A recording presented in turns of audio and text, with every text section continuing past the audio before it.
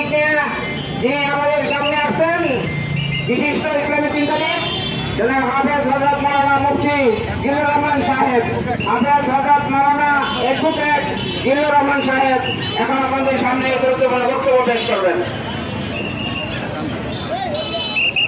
আসসালামু আলাইকুম ওয়া রাহমাতুল্লাহি ওয়া বারাকাতুহু। ইনিল হুকমু ইল্লা লিল্লাহ।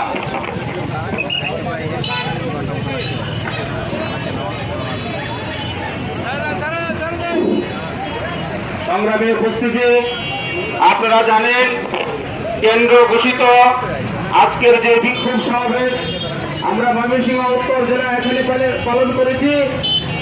ময়মনসিংহ উত্তর জেলার বিভিন্ন থানা থেকে আগত সমস্ত নেতাকর্মীদেরকে আমি ধন্যবাদ জানাই।